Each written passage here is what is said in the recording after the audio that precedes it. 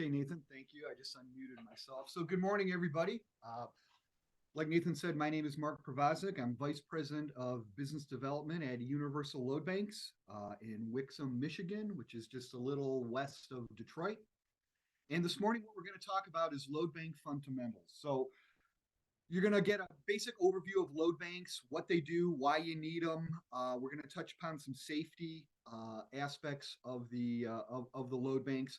But this is not, this module is not to make you an expert, but it's to familiarize yourself with it so you can recognize a load bank and you can understand what a load bank is actually used in the power generation market.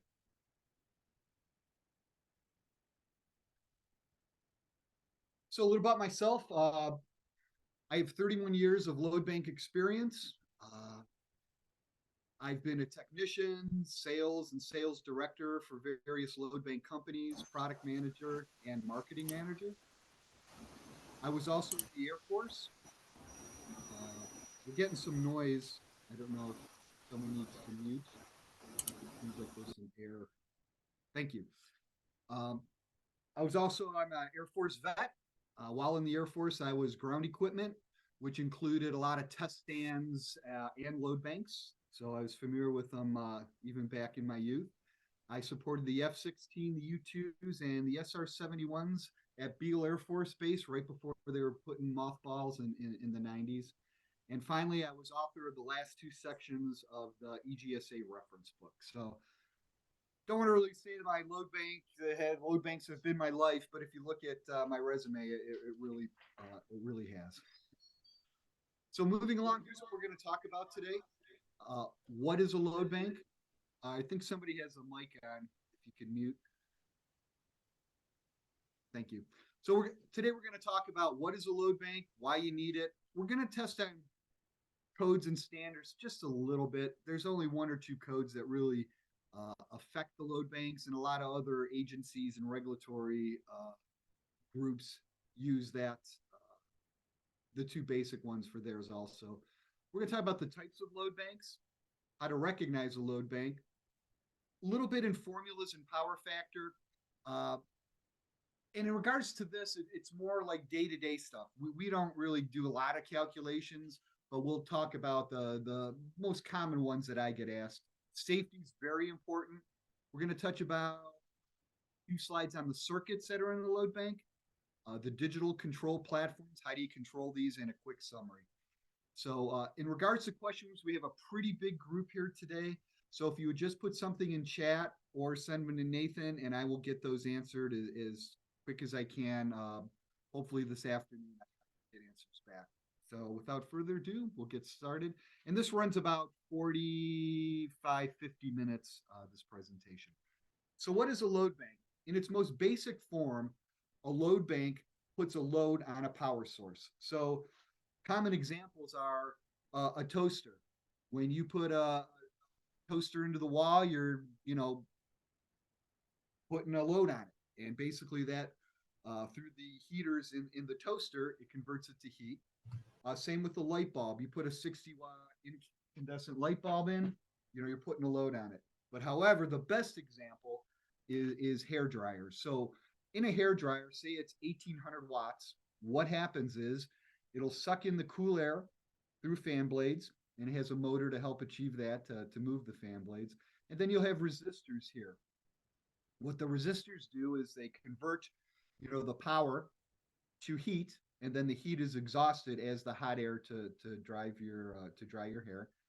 And there's a switch for control. So in its most simple form, a load bank is a very big industrial, blow dryer or hair dryer. But in reality, they're very sophisticated pieces of equipment, as we will see here. When load banks first started, they weren't that sophisticated. They were basically what we call brine tanks. I saw a few of these on some Navy bases on the East Coast here. So I have a video here to show you how unsafe these things were. Now, a lot of times the sound doesn't come through the Zoom. So watch the water for a few minutes and you'll be able to see a lot of spark. So back in the day, this was all saltwater brine with rods magnetized and put power into it. so they can basically do a load. So it's very dangerous. There's no load resolution. If this was sized for 200 kW, that's all you got. So let's take a quick look at what load banks were before the modern age. Oops, sorry about that.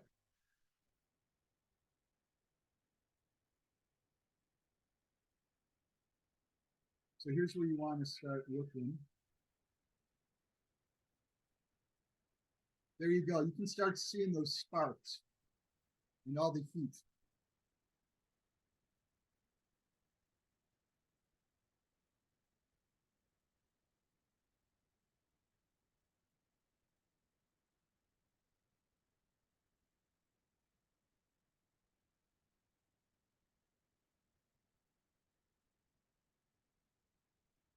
So obviously those were very dangerous. OSHA, EPA, everything violated a lot of codes. Haven't seen many of those type of load banks probably in the last 20 years. And since then, ushered in the modern age of load banks. So today, modern load banks are very familiar and very similar to the hair dryer analogy I showed you. So here's a picture of a modern load bank. This is a 2 megawatt load bank, so that's a lot of kW there. What'll happen is here's where your cool air comes in. The fan motors are down here. It'll suck in the cool air. All your heater trays are over here, and your hot exhaust comes out the top. And I put a little one line here together to give you an appreciation of what the load banks can do today. So the fan motor and props bring in the air, and here are the load elements. And these are all segmented load elements. If you remember in the previous slide, it's bulk load. So if it was 200 kW, that's all you can get. With modern load banks, we can get down to 5 kW resolution, 1 kW, whatever you need, and they're segmented. So what happens is you'll have your load elements here designed for whatever capacity, kW capacity you need, and then there'll be contactors, load contactors that actually pull that load in. And then there's also safety for fuses and controls. So what'll happen is today, back when I started, most of the controls were very simple toggle switch controls, and you'll still see a few of those out, but now everything's pretty much digital where you can interface and network multiple load banks. But the design stays the same. So I want to put this out to you now so you can remember this. There are only 3 circuits in a load bank, and the 3 circuits are the control circuit, which provides all the control power, the blower circuit, which is for cooling, and the load circuit. So those are your 3 basic circuits you'll see in every load bank. There's only 3, and I'll be repeating that throughout this presentation just as a reminder. Oh, and also another good point is, the brine tank before, a lot of times they had a duty cycle. Like if the water got below or too low and you had to add more brine to it, you had to stop it. So modern day units, they are continuous duty. So they're meant to run 24/7 issues. So why do you need a load bank? There's a bunch of reasons, and we're all talking about green now, and load banks do help to that. They're a means to an end. So a load bank on a diesel generator helps the prime mover, which is the diesel engine, run at its proper temperature. And when a diesel's running at its proper temperature, it prevents what we call wet stacking, which is the gunked up diesel fuel that doesn't get combusted because it wasn't warm enough or the temperature wasn't high enough. Load banks also test power sources to make sure they run efficiently.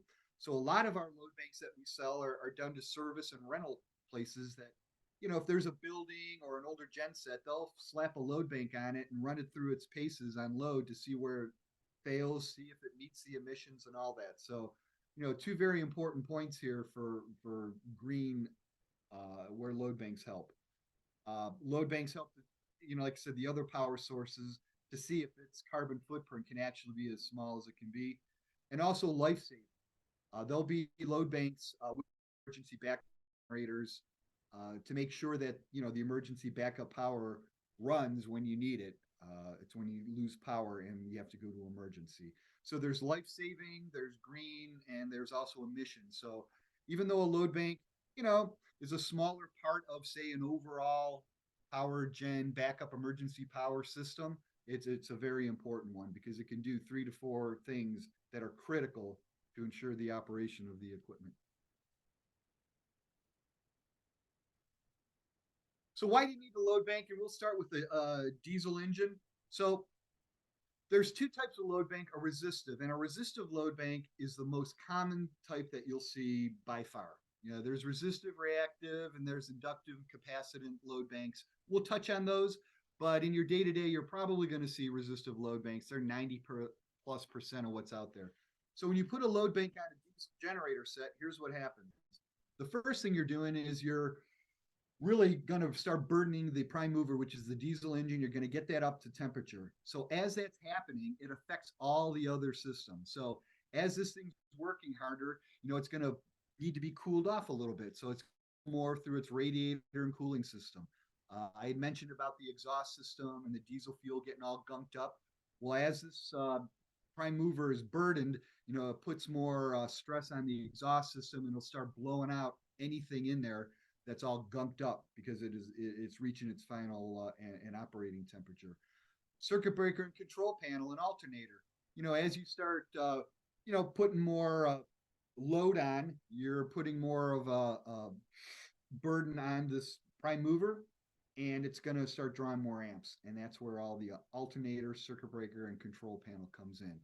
So a lot of times I get heard, oh, well, for a generator, it's at a 0.8 power factor, it's nameplate, you need resistive reactive. I can tell you in my 30+ years of experience, most people just use a resistive load bank because it will test and stress everything on the backup power system. So, there is a need for reactive load banks. We will talk about that. In the military, you have to test it at the nameplate. So a lot of our resistive reactive systems are sold to government and military. Here's some other points. It's very wordy. Not going to go through all of them, but here's a load bank actually being used to test a diesel gen set. And there's a lot of commissioning. So if you're a building owner and before you accept it, you want to make sure commissioning or acceptance testing that everything works. So you're going to bring in loads to not only test, the backup generator sets, but, maybe the HVAC system. You need to see how that system can help handle heat loads. So load banks can do that too. AVR, voltage regulators. Like I said before, you'll be drawing more current through the AVR and alternators. Commissioning, power factor corrective testing, the 0.8 lagging or leading power factor. If you have a problem with that, you need a resistive reactive load bank in there to help settle that down. And NFPA 110, we'll talk about this in the next couple slides here coming up, but that's really the guiding regulation of load banks. So it's the verification of mission critical facilities, backup emergency power. We're going to also talk about a little about DC and UPS testing, and got a couple slides on that also. So really load banks here, modern, they're used for commissioning, acceptance testing, troubleshooting, some HVAC work. And like I said, anything that puts out a power source, load banks potentially have an application there. So I talked about wet stacking, and diesel fuel by nature is very oily, has a lot of viscosity, so it gunks up a lot. So what happens is if it's not at the proper temperature, all that diesel fuel is just going to be sitting with its oiliness and it's going to start buildup. So some of the effects of wet stacking on a diesel engine are the injectors. You'll get those followed up because the fuel will sit there. The turbocharger will get on the turbo blades and slow that down. Valves, pistons, and even with the injectors, the sprays and all that get affected by the buildup of diesel fuel. So again, the first start of commercial 20 or 30 ago was strictly just for wet stacking. We would put these on units just to make sure that they ran at their proper operating temperature. So this is pretty neat. I got a video from YouTube here. It shows a loading of a 2 megawatt genset. And I want you to take particular notice to the soot and stuff coming out of it. when the load bank starts putting its load on the generator set. That's what we're talking about with wet stacking and cleaning out the gunk.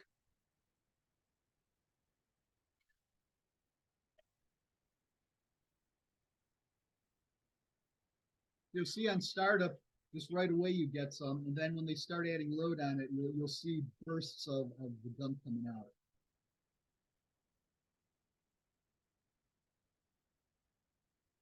There you go.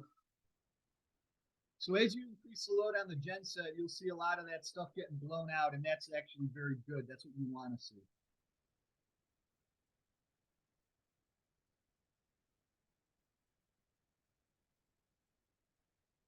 And this is sort of nice because it shows a screenshot of the actual control panel on the gen set.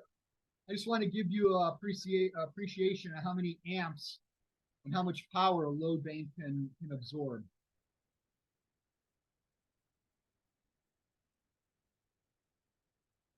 They move up again, yeah. Over 2,000 amps, yeah, 2,300 amps that this load bank is loading.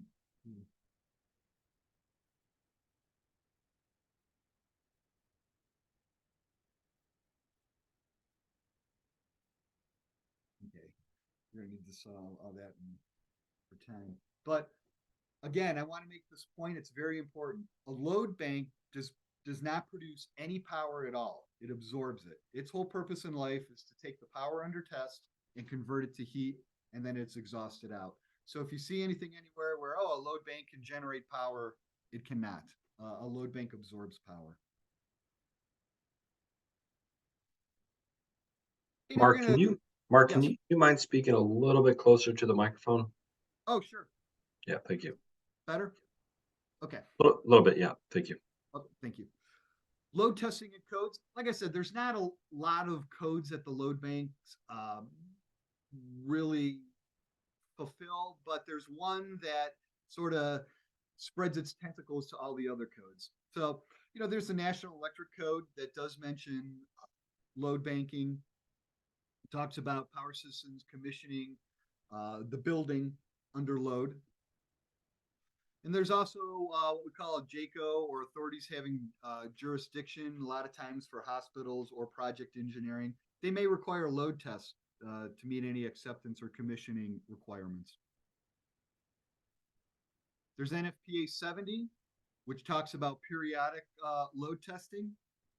And like I said, the engineer or the authority having jurisdiction might decide, hey, you know what? We oversized our generator for future growth, so we're going to put a stationary load bank, like I showed you in that early slide, sitting outdoors to have it there all the time to keep a minimum load on it. But this is the one to remember. FPA is the standard that really dictates load banks, and it talks about 2-hour full load tests. A lot of times they'll be segmented with 25, 50, 75, up to 100 over, an hour or period of time. But this is an NFPA 110 standard.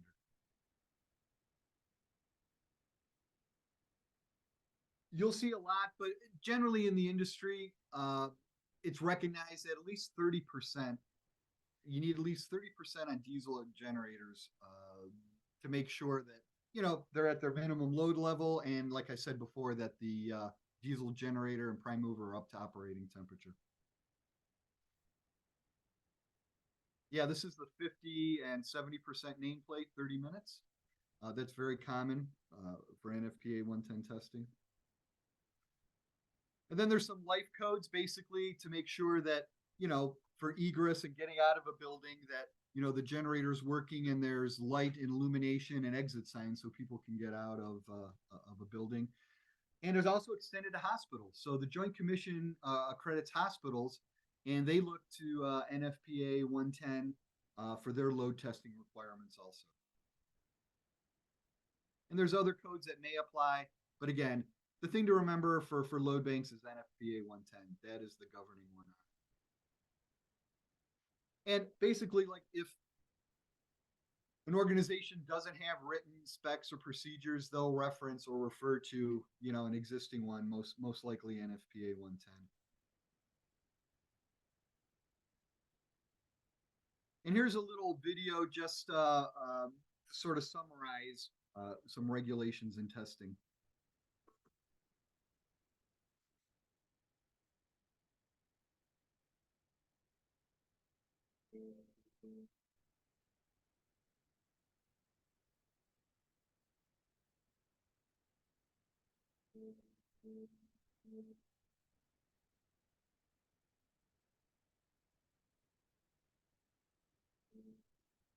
And that's the backup lighting I had mentioned, NFPA 110. And it dictates, the monthly testing criteria.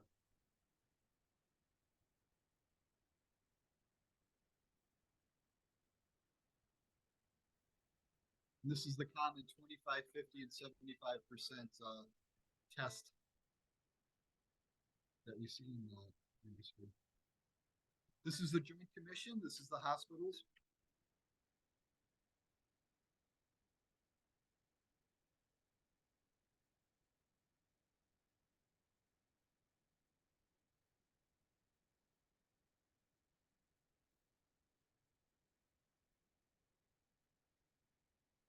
So we need to sort of summarize what we're talking about. But if you remember NFPA 110, that's really the takeaway from this section. So every manufacturer of generator sets always has something about loading and maintenance. So it's important. So in their tech manuals, they'll obviously have a point in there about maintenance and how a generator set needs to be loaded to make sure it works when you need it. So now we're going to talk about types of load banks. These are the most common type, the resistive. And resistive load banks use resistors to actually absorb the power and convert it into heat. Inductive, there's two types. Back in the day when I started, there was only one type. We talked about inductive, it was reactive, which is a lagging power factor. But now with all the UPS systems, we're seeing a leading power factor where the current leads the voltage. And we see those on UPS, OEMs, Liebert for one, all the people that make the UPS system and cross factor loads have a leading power factor. And then DC. Now, DCs also use resistors, but their application is different. It's mostly power sources like batteries, inverters, and GPUs in the Air Force. So those are your types of load banks. And we're going to talk about how they're packaged and their footprints and all that good stuff. So you see a lot of gray boxes here. We'll start with portable. So a portable load bank is defined by dual voltage. So since this goes to a lot of different places, you basically want it to be as flexible as it can. So portable load banks typically have two voltages, 240, 480 volt. It's on casters so you can move it around, and it's designed so it can fit into elevators and through doors and all that. So portable load banks need to be very flexible because they're used on all different types of power sources. Permanent load banks, like the one earlier, they sit outside continuously. They are single voltage. Their voltage matches the generator. So if it's a 480 volt genset, it's going to be a 480 volt load bank. That's it, no other voltages. And its purpose in life is to always maintain that minimum load on the generator set. Now, there's also trailer mounted load banks, and trailer mounted load banks are very similar to the portable. So they're larger units, typically modified outdoor load banks for dual voltage, fine load step capability, cam locks, cable reels, everything on a package. So just to give you an appreciation, portable load banks by design shouldn't go past, say, 700 kW, because when you get at that point, 700 kWs for a portable load bank that's maybe in a shop, that's a lot of heat to discharge. So a lot of times, if it's an oversized portable, like a big KW one, it'll set off sprinklers and stuff. So that's where the trailers came in for a lot of the bigger units. These typically start at about a megawatt and go up to 3 or 4 megawatt on a trailer. Radiator mount load banks, as you saw in a few pictures, generator sets have a radiator. So these load banks are designed to sit on the radiator. The elements are dropped where the airflow from the radiator goes. And these are the cost-effective solution for keeping a minimum load on a genset. They're single voltage. They probably do not match the kW of the generator set. These are designed to supplement a load, usually 50 to 70%, because you don't want this on all the time because, depending on if you're in an emergency situation, you don't want the load bank adding any load to it. So radiator mounted load banks are single voltage and they're sized to specifically that generator set. We talked about HVAC. Back in the day, these portable load banks were brought in, but now manufacturers have rack mounted load banks.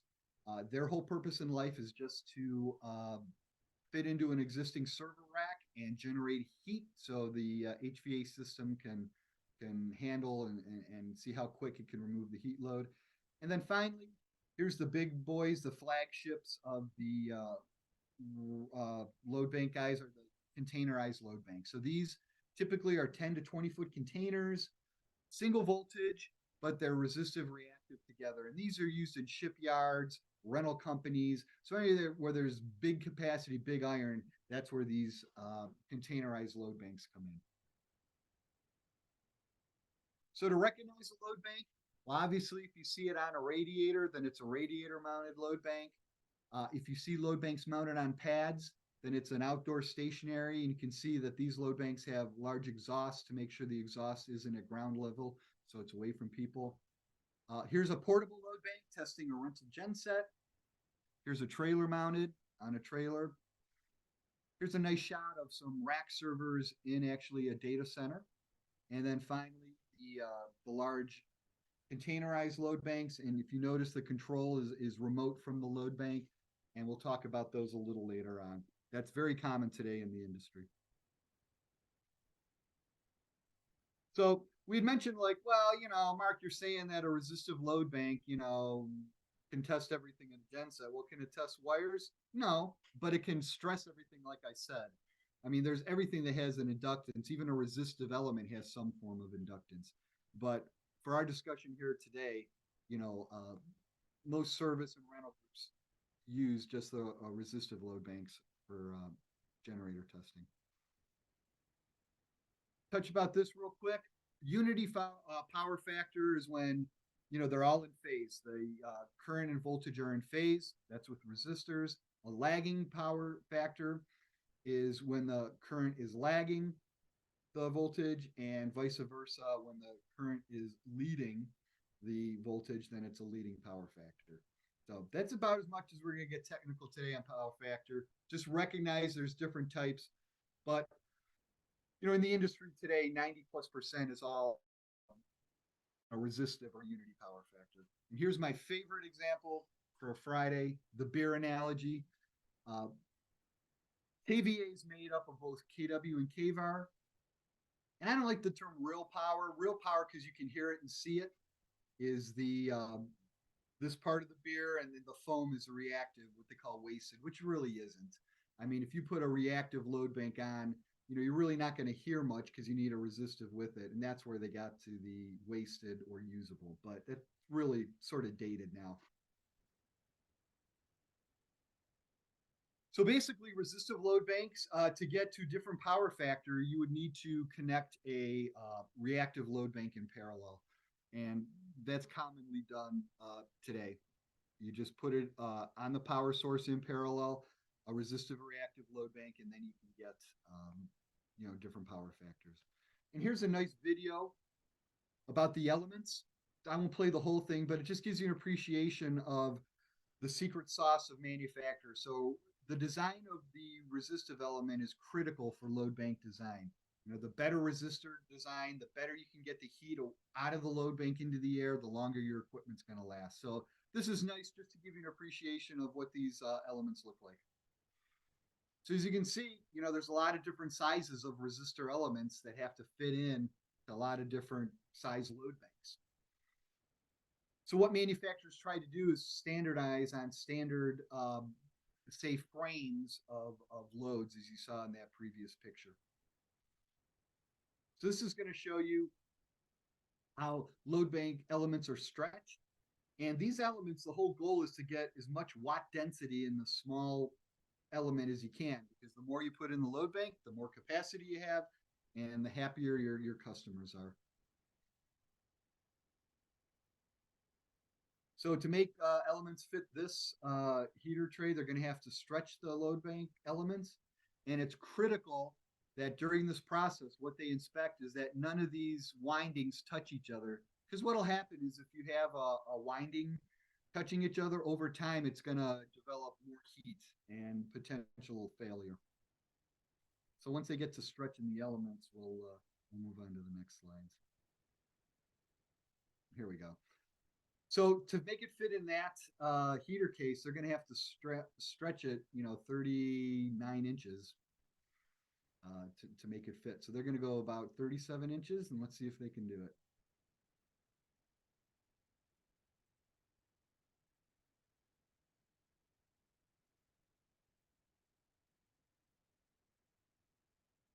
It's sort of neat to see how long these things get stretched.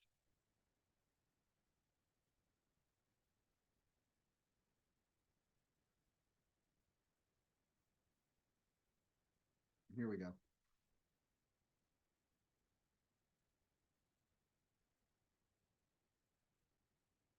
So the stretching is done again to make sure it'll fit in the heater case, and also to make sure that none of the windings touch each other. And being mindful of our time today, we're going to bail on this. But again, resistive elements, very important to load banks. That's where the magic happens. Here's what inductors look like. Inductors look very similar to transformers. These are all iron core and they're very heavy. So to make the lagging power factor, it's a little different. Where resistive elements are unity, these help bring it down.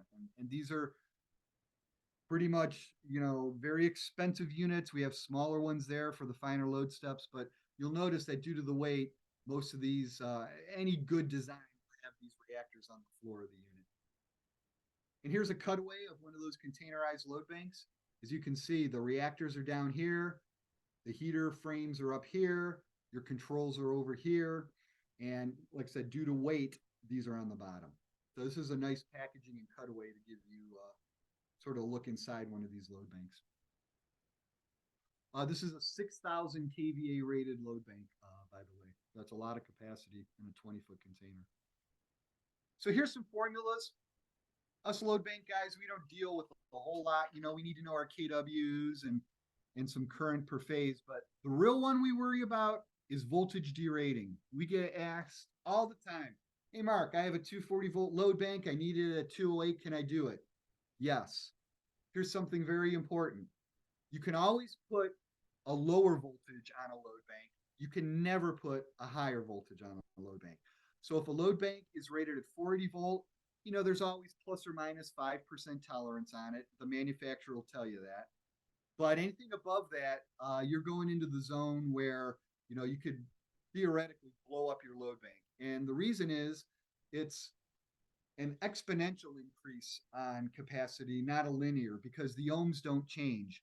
So if it's designed for 40, 80 volt, that resistor, if you put more voltage on it, you're going to have problems. You're going to, increase your capacity, like I said, exponentially, not linearly. So here's the formula we normally use. It's the applied voltage that you're putting over divided by your rated voltage, and those are squared, and then you'll get a number like 0.75 or something, and that's the derated capacity. So typically, if you're at a 240 volt mode and you want to go 208 volt, that's 0.75 of what your 240 volt value is. And this next slide sort of really helps showing that out. So this load bank here, if you just want full power, full three-phase power, no problem. You just go your A, B, and C phase. 40, you'll get your 100 kW. This load bank at 240 is rated for 93. You hit it with 0.75, you'll get your 70. So the next question I usually get asked is, okay, I have a three-phase load bank, Mark. Can I use it on single phase? Well, I'm going to make this statement to you. Any properly designed three-phase load bank can load single phase.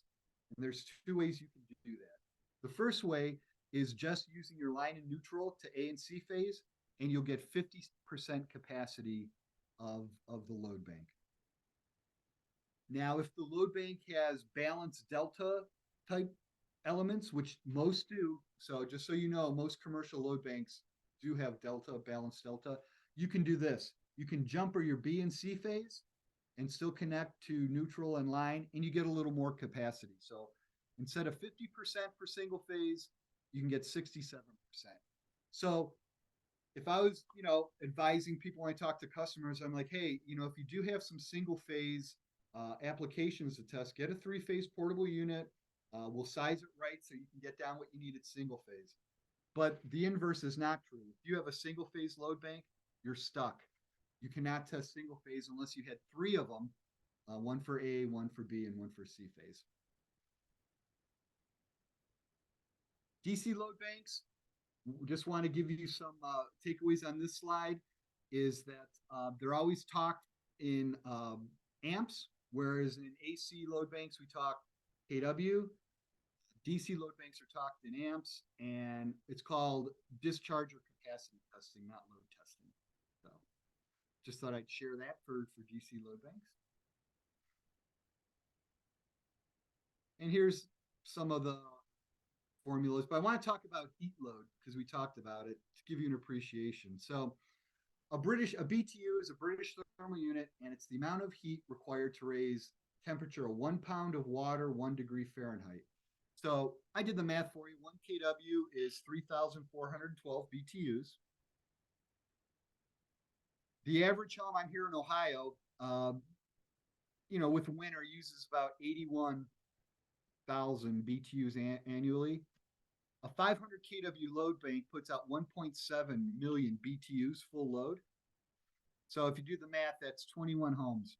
So this is a great segue into what we're talking about next, which is safety, because load banks generate a lot of heat, and this is so you can appreciate it. 1.7 million BTUs is a lot of heat. That's why a lot of the larger units are put outside, and that's why most reputable load bank manufacturers limit portable load banks, to not much to 500-600 kW for indoor units. This is wordy, but there's some things I want to say and point out. Okay, if you're with the load bank, recognize that it absorbs a lot of power and there's high current in that. Okay, so electricity energy is transformed to heat by the resistors. So if the fan is not working, okay, there's something wrong. That fan has to be used to cool the elements. So don't bypass any airflow safety switches or exhaust over temp to prevent any type of tripping. There's a reason it's happening. We'll talk about, the 3 circuits and the safeties that are in there. Don't touch the top exhaust because it's going to get hot. And there's going to be labels of heat and warnings throughout it.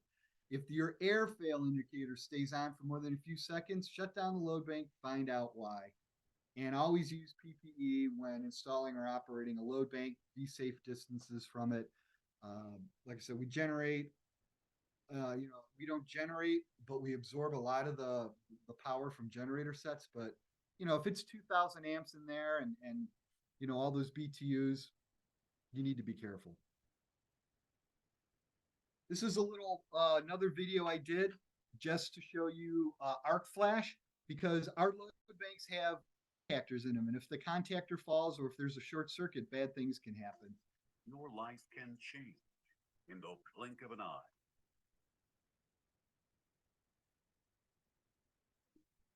I really want to point out some of the heat data they give you here for arc flash.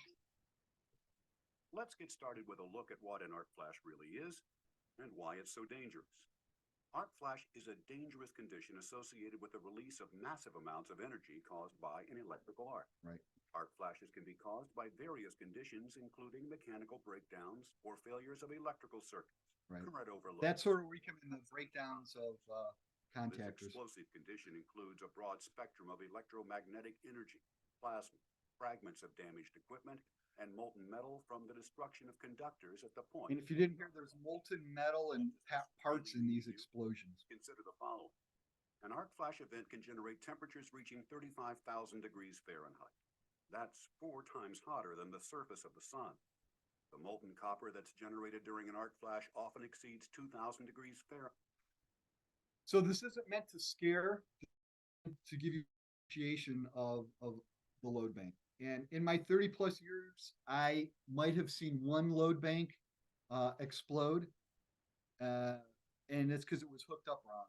But it should be rare. There's a lot of safeties in that we'll talk about next. But again, I just want you to have appreciation of the safety aspect of a load bank.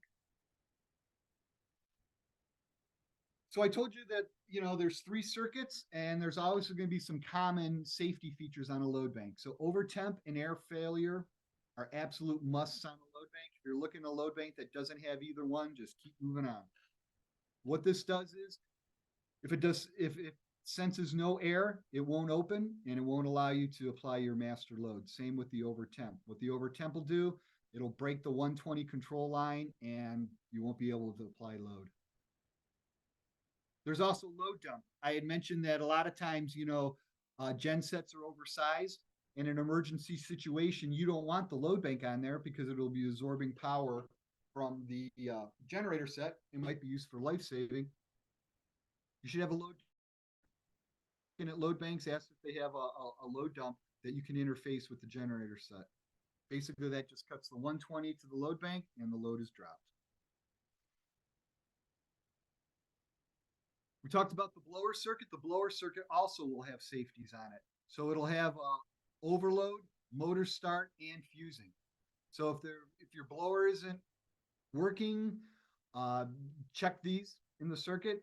Probably the overload. If it's blowing the wrong way, if it's not going past the resistive elements, if it's blowing out, then you probably have your phases hooked in correctly. But again, if your air fail is not turning off, that means you have air fail. So you need to look at your blower circuit.